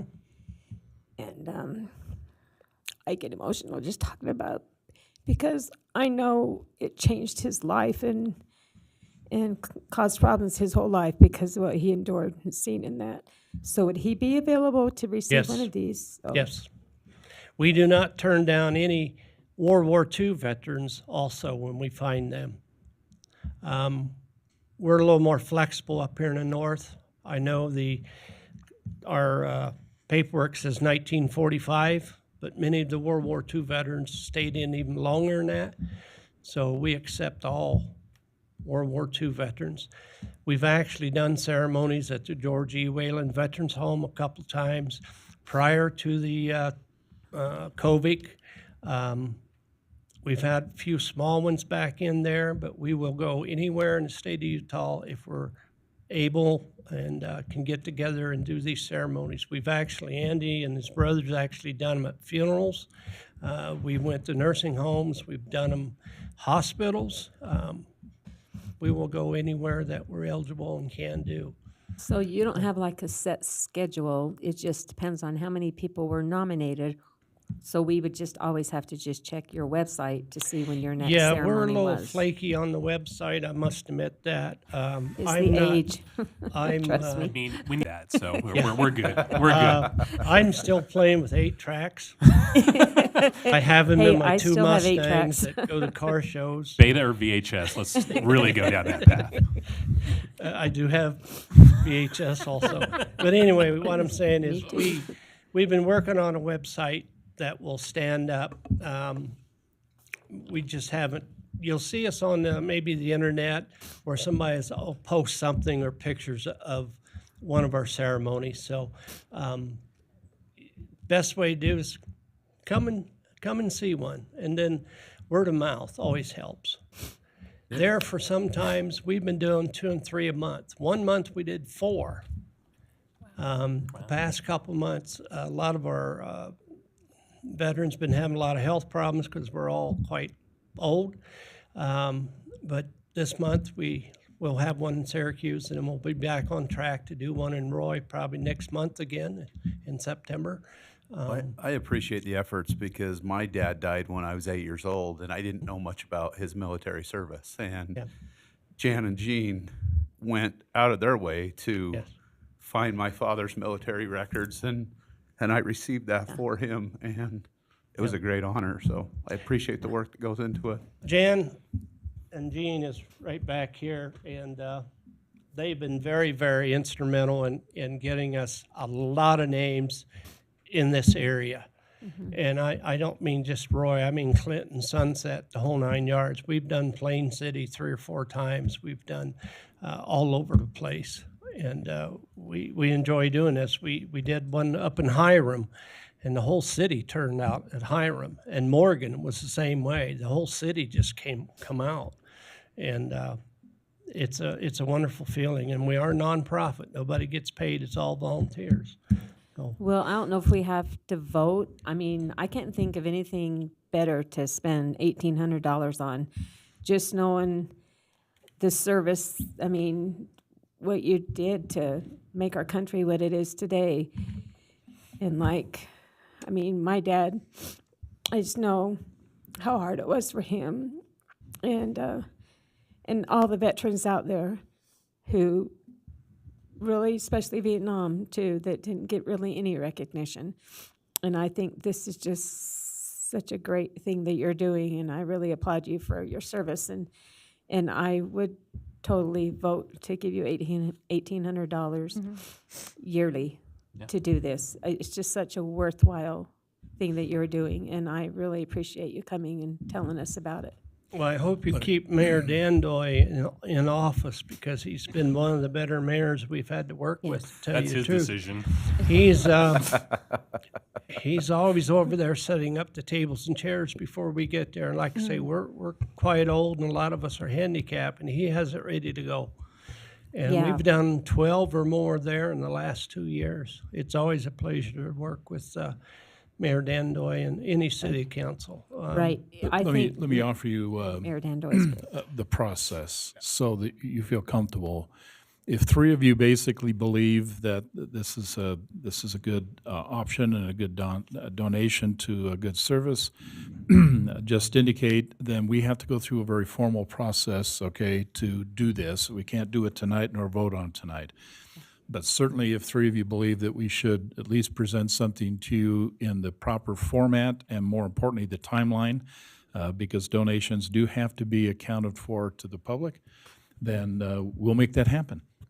So all I need is 3 nods. Well, I'm one of them. Okay. Before we end, Mayor Dandoy, let me say this. Andy, you have anything else, anything to add? I'd like to add a couple of things.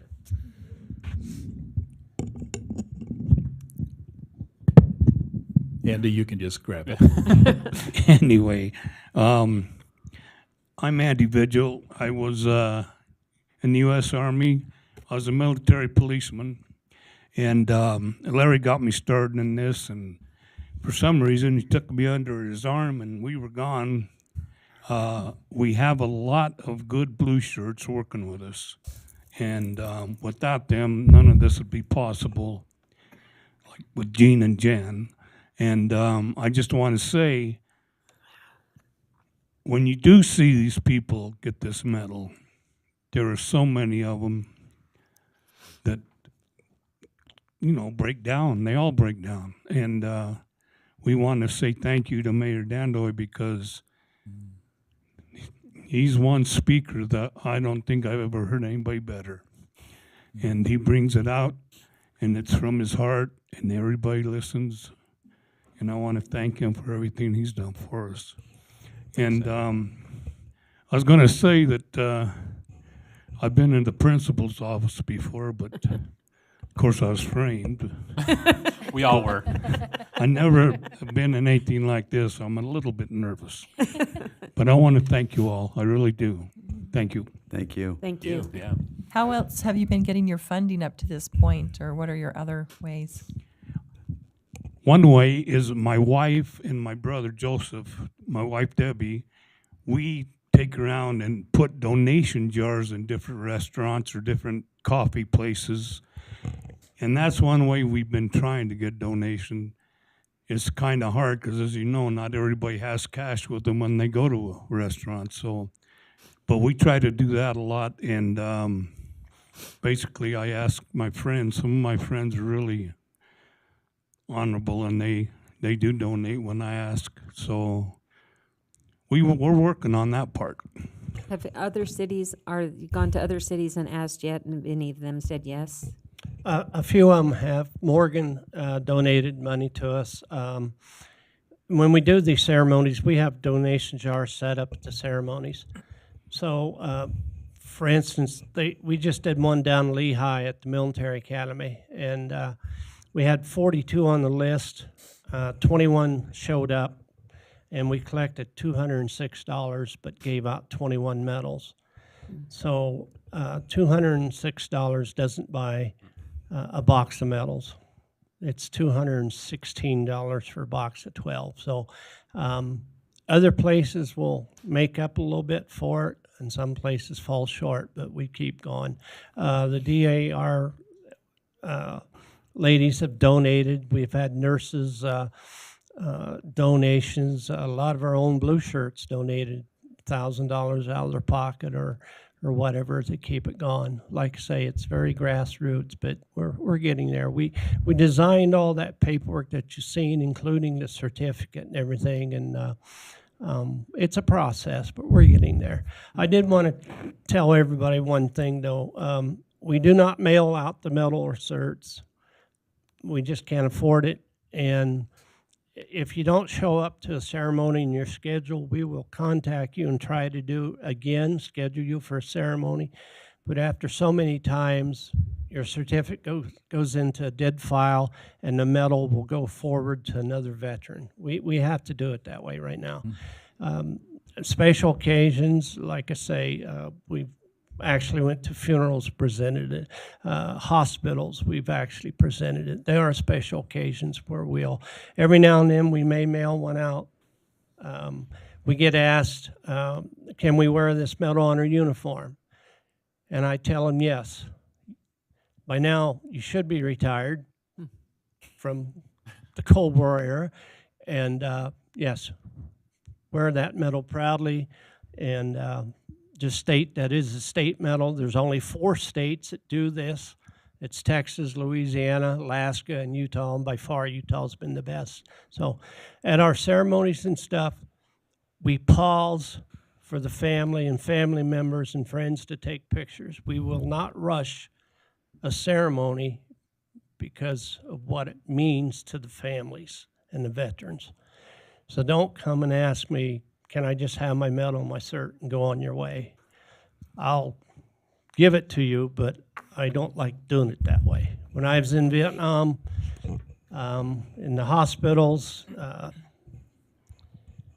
our soldiers would come in from the field, shot up, and the colonels would come by and just put the medal on the bed and walk on by. We don't do it that way.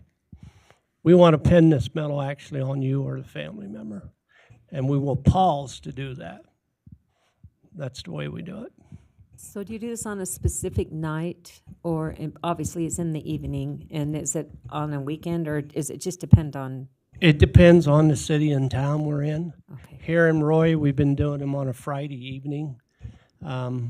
Usually we start at 5, and the one in Syracuse this next week starts exactly at 5. So if any of you come about 4:30 or 4:45, and because we start exactly with Reveille, and then posting the colors and the pledge and the whole 9 yards. So it does go from city to city. We've done them on Saturdays. It's hard to get our whole crew together because we have the Patriot Guard, we have the Honor Guard, we have all these different organizations that we have to get on board to do these. It takes us 3 weeks to plan a ceremony. Here at Roy, we've done so many of them. We've got everything pretty well standardized.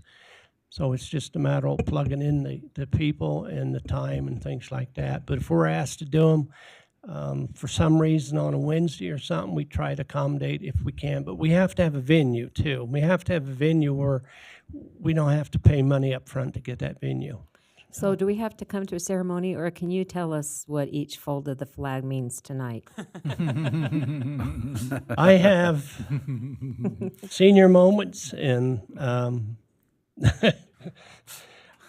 I can tell you that there's one for the mother and one for the father and one for this and one for that. Okay. So you'll have to come. Okay. Friday, 5, Syracuse. In Syracuse. Yeah, please. The question I It's have, and I Syracuse don't City know Hall. if Yeah. tracking, do you know what residents of Roy has been honored this? When we get information, we generally collect the phone number, how to contact the person, their branch of service, their dates of service. Basically, That's it. We don't ask social security numbers or anything. Every now and then they'll give us an address, but I can't tell you specifically how reason I many came asked from Roy. Is I may consider commissioning like a plaque to hang in the city offices that shows everybody from Roy that's been awarded this It'd be a medal. lot. No, you'd have to work with Gene, but prior to doing Roy City, we've been in Roy City, I believe, almost 2 years now. It goes back further than that we've been doing these. I'll talk to him about it. So it would be hard, but yeah. About 75%. We've done approximately 600, and 75% of that easily is from Roy. Yeah. And even Might in be a big certain- plaque. Might be a big Yeah. plaque. Now, my wife takes pictures of every veteran we present these to, and I got them all on my phone, so I got hundreds of them. You're buying Google photo Yeah. storage. So like you said, we're trying to work on a website, and that would be great, because my phone would be free, but we do give each veteran their time up there to get their medal. We don't rush through them. And it's a good thing, because there's a lot of family members that like to take pictures and stuff, and we just let them do it. We've been accused of being taken too long at the ceremony sometimes, but, everybody gets their time. It's a great ceremony. The night I received mine for my dad, Matt's dad received his that same night. So it's partial to us here, and the mayor's received his. So thank you. Any other questions, council? Okay, Andy, Larry, here's how it works. The city council majority basically supports your request. We have to go through a process. We'll do that, and then we'll reach out to you. Certainly, I've got your number. We'll reach out to you and notify you when the final process will take place. But it has to go through a formal process to do this. So just recognize it takes a little bit of time. Right. Okay? All right. Thank Thank you. you. Okay, thank Thank you. you for your time. Let me just say, Ann, I will get a hold of you. Okay. Get your dad's in. Okay, thank you so much. Okay. Okay, we do have action item. This one is specifically to address consideration resolution 23-16, a resolution to amend the fiscal year 24 budget. What I'd ask then is, Amber, if you can go ahead and give us opening comments. Council will come back and I'll ask for a motion to go into public hearing. So Amber, share your thoughts with us, please. Thank you. Mayor and council, when I previously presented this year's budget, I mentioned that we had several items, particularly vehicles and equipment, that were ordered last budget year, but we were not able to take delivery of them by June 30th. So we need to carry these items forward and add them to this year's budget, and a complete listing was included in your council packet of these items. We have also received several grants that we would like to add to the budget at this time. This includes a fire grant for radios that was also included in last year's budget, but we're going to move that to this year and purchase those items this year. The fire department has also been awarded a new grant for a vehicle exhaust system at the fire station, and we added 2 ramp grants for the complex and the pickleball courts. The complex capital expenditures amount on your listing, this includes the ramp grant, all donations that we have received to date, and the savings that we saw in fiscal year 2023 due to the complex being closed. We would also like to add to the budget a $1,000 donation to the FFA. As you previously mentioned, there's a process we go through now for these. They did a presentation in a previous council meeting, and staff has done research, and we've given the public 14 days notice on that. And we would like to recommend adding this $1,000 donation to the budget. This amount will come from the already approved legislative budget, the council contingency line item that you have to spend. So it doesn't overall increase the budget expenditures, we're just adding it and you're allowing us to do this donation. We are required to have a public hearing on all donations that are not included in the original budget. So I present to you Resolution 23-16 for your consideration to amend the fiscal year 2024 budget. This proposed resolution will increase the previously approved general fund budget by $2,439,962, the capital projects fund budget by $325,000, and the Class C road fund by $225,500. We recommend that you receive public input and then consider approval of Resolution 23-16. Okay, thank you, Amber. So with that, council, before we go back to Amber for questions, I'd like, if we can, have a motion to go into a public hearing. So moved. Thank you, Joe. Do I have a second? I'll second. Thank you, Randy. All in favor? Aye. Any opposed? Okay. We are now in a public hearing. If you have any comments or questions, please step up to the mic, share your thoughts, and give us your ideas. Okay. Seeing none, council, do I have a motion then to go out of public hearing? So moved. Diane, thank you. Do I have a second to that? I'll second it. Thank you, Ann. All in favor? Aye. Any opposed? Okay, hearing none, we are now out of public hearing. Any questions for Amber relative to the proposed resolution 23-16? No? It's pretty straightforward. Okay, pretty straightforward. Everybody okay? Yep. Okay, with that then, council, do I have a motion then to approve resolution 23-16? Motion to approve resolution 23-16. Thank you, Randy. Okay, do I have a second? I'll second it. And thank you. This is a roll call vote. Brittany, please. Councilmember Joe Paul, Aye. Councilmember Jackson, Aye. Councilmember Wilson, Aye. Councilmember Scadden, Aye. Councilmember Sophie Paul. Aye. Okay, thank you. Okay, that resolution is approved. We now have city manager and council report. Matt? Yes, thank you, Mayor. First off, I just want to thank the staff for Roy Days. We received a ton of positive feedback for that with the salmon bake and having it at George Wallen. It was a pleasant night, pleasant evening. So if you guys have some feedback, we'll have a follow-up meeting. Please get it to us. We can have those discussions when that meeting is scheduled. Also wanted to talk a little bit about the day of service. That's going to be August 26th at 9 a.m. There's a full list of projects at justserve.org. There's actually 10 different projects that we're looking at doing. There's a big change from last year. This is going to be that the individuals sign up for the projects or go directly to the project itself. So we will have staff available at the Aquatic Center if there's some lingering people that go directly to the Aquatic Center instead. Also, we are planning to have the Aquatic Center open after that project for the public that attend.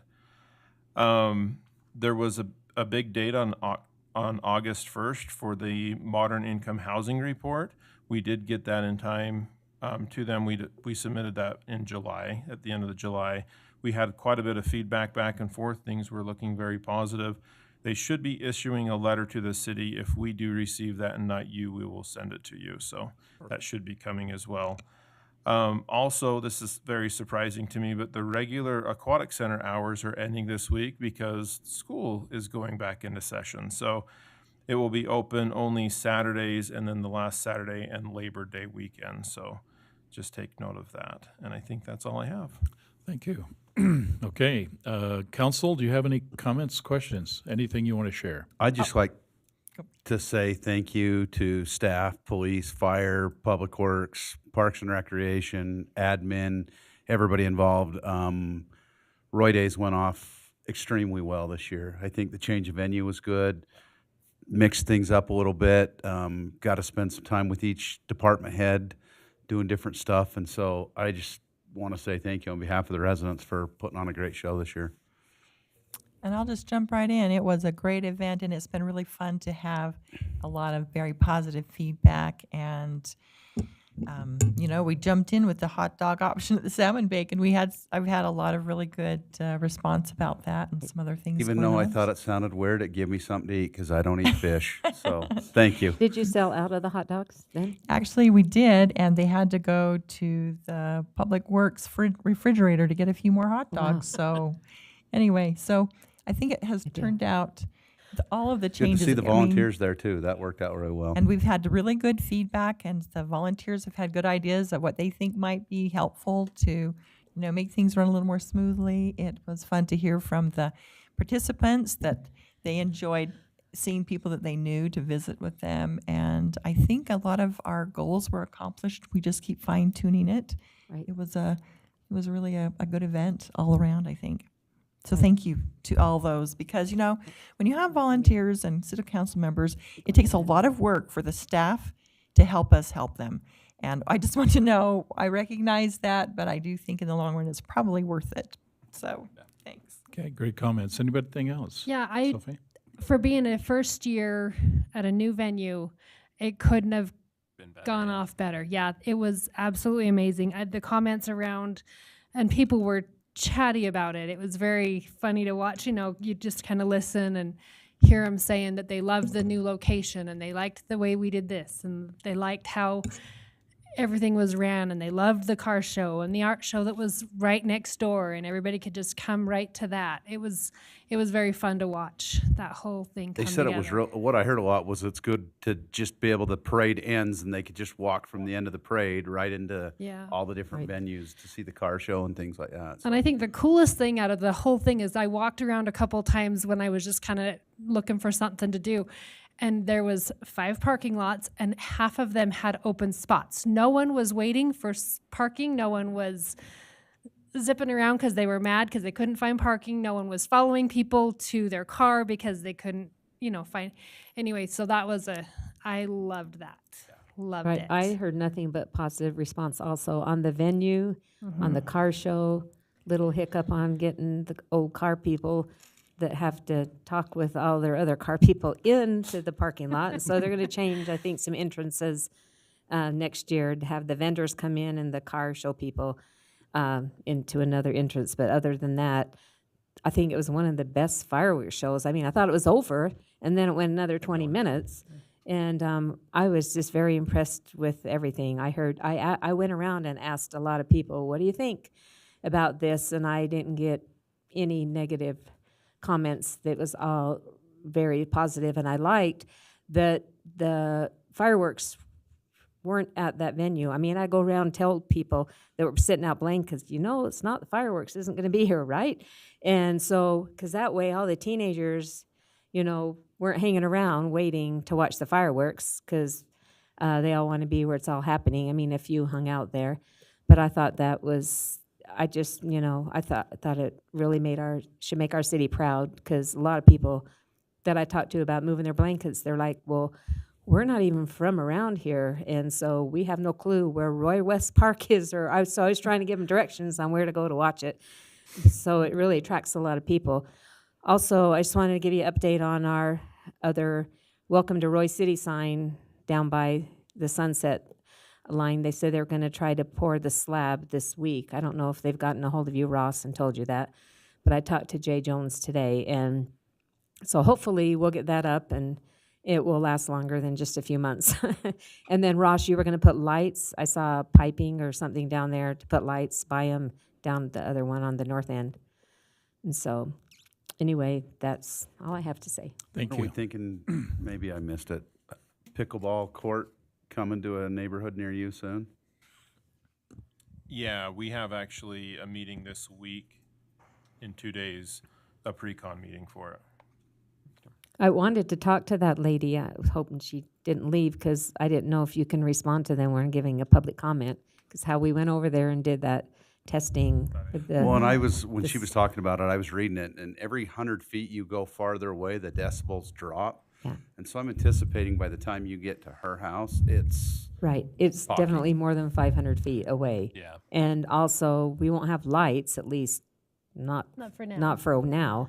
And so, I think that she'll be happy with where we were going to move it over a little bit farther. And Well, and I talked to, so- just walking door to door, the rest of the people on that street, and they're all pretty excited for it. Yeah. So it's Anything else, Yeah, council? quick comment on the Arts Council. They have their last performance, don't they? Coming up on Thursday. I thought there was one in September too. No. There's this Not? the last Okay, but one. I think it is Thursday. I know I went to the last one they had in the library, and that 24th. band was awesome. I mean, me and Marge 24th? knew most of the songs and sat there, and I was very impressed with the group that they had that night. So it's doubled, like every time from last year to the year before. It's, yeah. Yeah, It's a they're good doing a thing. great job. Yeah, they're doing a fabulous advertising and setting up stuff, and they're getting a lot of people out. Okay. Just the last couple of thoughts, if we're okay. First thing is that I think you found there was a lot of favorable comments made about Roy Days. Matt just asked us if there's some things that you liked, that was very successful, things that you feel like makes an improvement. We channel those to him. so that when they do a recap, they might be able to take some of the pluses and minuses and really make it much better next time. When is your debrief on that? We haven't got it scheduled yet. It's usually a couple weeks after Roy Couple Days. of comments I got from residents that I'll Yeah, share just prior to the debrief. And then we'll go over all those comments. Yeah. And it's important. I think you all found, and we all found, that there was great success. Let's share that. That may be something we want to continue going into the next Roy Days. And my last comment, this week will be the Wasatch Regional Council will be taking up and making a recommendation to move the approval of the Roy's stationary plan. That'll occur Thursday. And then it will go to the full council a week from Thursday. We do not see anything at this point, Brody. We don't see anything that should stop it. Certainly, the Wasatch Front Regional Council has found it very favorable, and so it meets all the requirements under state law. And so once that gets approved, we'll make sure we share with you that we got the certification requirement and met the standards by which the state legislators levied against us. And that will be able now to decide the next step in terms of the stationary plan. Other than that, I'll just remind you, council, if you do see anything that you feel that you would like to have done, anything that you think really needs to make some improvement, anything you've heard from residents that says, hey, I think there's some real opportunity to do something with that, please, if you will, bring it back to the council. It is the power of the council that allow those things to happen. When you just a few minutes ago says we want to recognize and help the organization with the Cold War Medal, it happened here. The 5 of you made that decision, and now the city has clear direction of what they need to do. It's no different than the last one you did, in which case you believed it was in the best interest of the public. And so please use this forum to be able to get what you think's important done, and we can make that happen for you. With that, then, do I have a motion, Joe, to adjourn? So moved. How did I know that? I'll second it. Thank you, Ann. All in favor? Aye. Any opposed?